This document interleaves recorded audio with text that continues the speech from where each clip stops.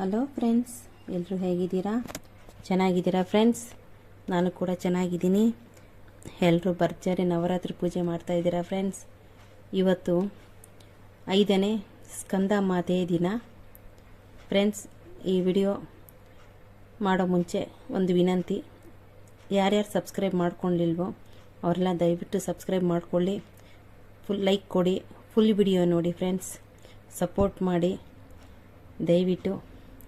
ಮತ್ತು ಇವತ್ತು ನವರಾತ್ರಿ 5ನೇ ದಿನ, ಸ್ಕಂದ ಮಾತೆಯ ದಿನ.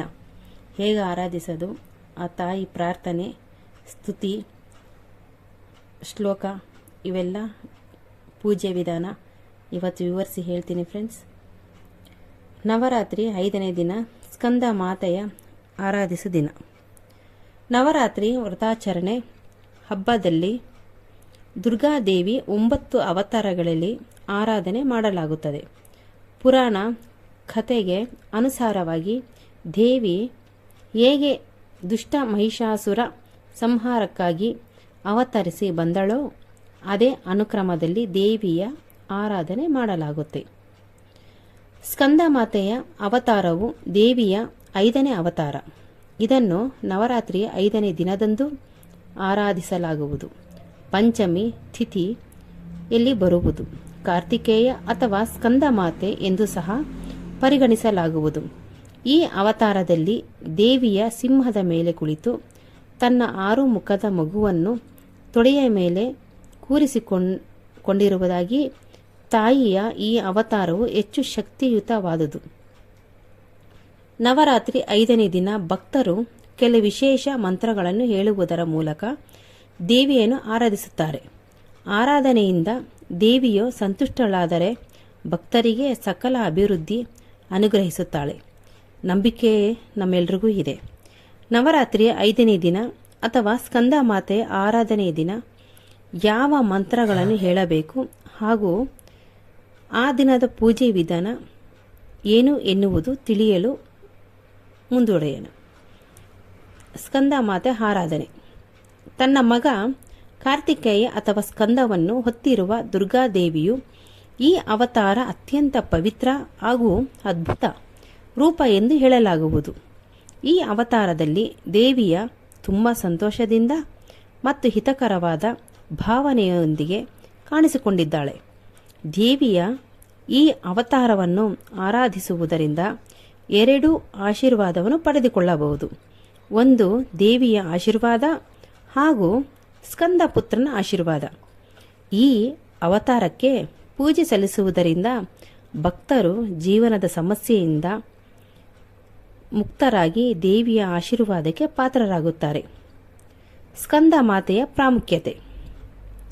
ತಾಯಿ ಸ್ಕಂದ ಮಾತೆಯ ಬುಧ ಗ್ರಹ ಆಡಳಿತವನ್ನು ಒಳಗೊಂಡಿರುತ್ತೆ.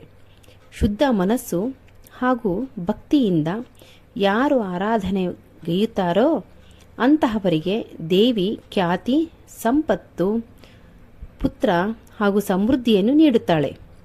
ತನ್ನ ಭಕ್ತರಿಗಾಗಿ ದೇವಿ ಸಹಾನುಭೂತಿ ತೋರುವಳು. ಕುಂಡಲಿಯಲ್ಲಿ ಬುಧನು ಪ್ರತಿಕೂಲವಾದ ಸ್ಥಾನದಲ್ಲಿದ್ದರೆ ಉಂಟಾಗುವ ಎಲ್ಲ ತೊಂದರೆಗಳು ನಿವಾರಿಸುವಳು. ನವರಾತ್ರಿ ಪೂಜೆ ಹೇಗೆ ಮಾಡೋದು ಅಂತ ತಿಳಿಯೋಣ. ಸ್ಕಂದ ಮಾತೆಗೆ ಕೆಂಪು ಬಣ್ಣದ ಹೂವು ಅಂದರೆ ಬಹಳ ಪ್ರೀತಿ.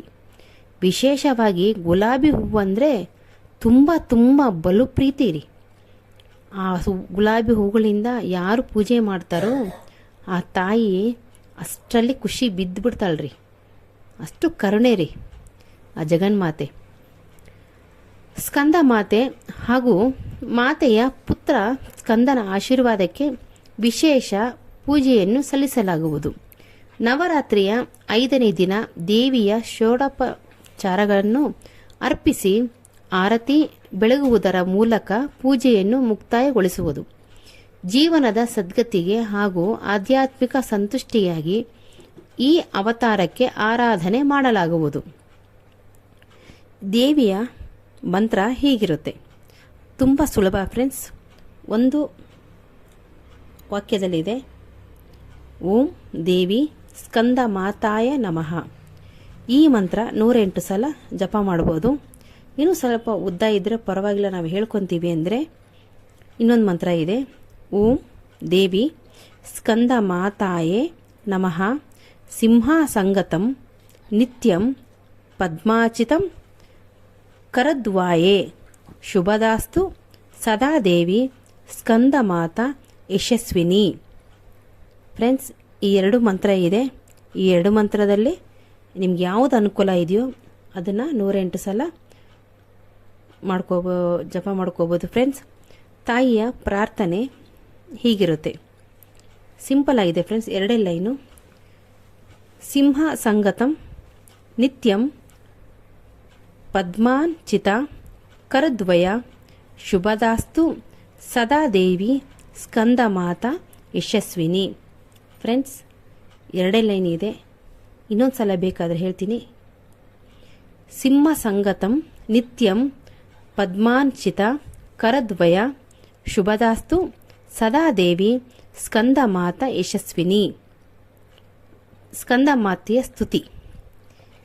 ಯಾ ದೇವಿ ಸರ್ವ ಭಯತೇಷು ಮಾ ಸ್ಕಂದ ಮಾತಾ ರೂಪೇಣ ಸಮಶ್ರಿತಃ ನಮಸ್ತಸ್ಯೆ ನಮಸ್ತಸ್ಯೆ ನಮಸ್ತಸ್ಯೆ ನಮೋ ನಮಃ. ಮತ್ತು ಇನ್ನೊಂದು ಬಾರಿ ಹೇಳ್ತೀನಿ ಫ್ರೆಂಡ್ಸ್, ಸ್ಕಂದ ಮಾತೆಯ ಸ್ತುತಿ ಇನ್ನೊಂದು ಸಲ ಹೇಳ್ತೀನಿ. ಯಾ ದೇವಿ ಸರ್ವ ಭಯತೇಷು ಮಾ ಸ್ಕಂದ ಮಾತಾ ರೂಪೇಣ ಸಮಶ್ರಿತಃ ನಮಸ್ತಸ್ಯೆ ನಮಸ್ತಸ್ಯೆ ನಮಸ್ತಸ್ಯೆ ನಮೋ ನಮಃ. ಫ್ರೆಂಡ್ಸ್, ಇನ್ನೊಂದು ಬಾರಿನೂ ಹೇಳ್ತೀನಿ. ಸ್ಕಂದ ಮಾತೆಯ ಸ್ತುತಿ. ಯಾ ದೇವಿ ಸರ್ವ ಭಯತೇಷು ಮಾ ಸ್ಕಂದ ಮಾತಾ ರೂಪೇಣ ಸಮಶ್ರಿತಃ ನಮಸ್ತಸ್ಯೆ ನಮಸ್ತಸ್ಯೆ ನಮಸ್ತಸ್ಯೆ ನಮೋ ನಮಃ. ಈ ಸ್ತುತಿನ 5 ಬಾರಿ ಹೇಳ್ಕೋಬೇಕು ಫ್ರೆಂಡ್ಸ್. ಇಷ್ಟೇ ಫ್ರೆಂಡ್ಸ್, ಇಷ್ಟು ಸುಲಭವಾಗಿದೆ. ಸ್ಕಂದ ಮಾತೆಯನ್ನು ಪೂಜೆ ಮಾಡ್ಕೊಳ್ಳಿ, ಆ ತಾಯಿ ಕರುಣೆ ಆಶೀರ್ವಾದ ಪಡ್ಕೊಳ್ಳಿ ಫ್ರೆಂಡ್ಸ್. ಮತ್ತು ಮಕ್ಕಳು ಯಾರಿಗಾಗಿಲ್ವೋ ಅವರು ದಯವಿಟ್ಟು ಈ ಪೂಜೆ ಮಾಡ್ಕೊಳ್ಳಿ. ಆ ತಾಯಿ ಕರುಣೆ ಮಮತೆ ಬೇಗ ಅನುಗ್ರಹಿಸ್ತಾಳೆ. ಅವಳು ಕರುಣಾಮಯಳು ಫ್ರೆಂಡ್ಸ್. ಭಕ್ತರಿಗೆ ಆಗಲಿ ಮಕ್ಕಳಿಗಾಗಲಿ ಮನಸಾರೆ ಕರೆದುಬಿಟ್ರೆ ತಾಯಿ ಬಂದ್ಬಿಡ್ತಾಳೆ, ಅಷ್ಟು ಕರುಣಾಮಯಳು ಫ್ರೆಂಡ್ಸ್. ಪೂರ್ತಿ ವಿಡಿಯೋ ನೋಡಿ ಎಲ್ಲರೂ ಪೂಜೆ ಮಾಡ್ಕೊಳ್ಳಿ. ಇಷ್ಟು ಕೇಳಿದ್ದಕ್ಕೆ ನಿಮ್ಮೆಲ್ರಿಗೂ ತುಂಬ ತುಂಬ ಥ್ಯಾಂಕ್ಸ್ ಫ್ರೆಂಡ್ಸ್. ಧನ್ಯವಾದಗಳು. ಶುಭವಾಗಲಿ. ಶ್ರೀ ಮಾತ್ರೇ ನಮಃ.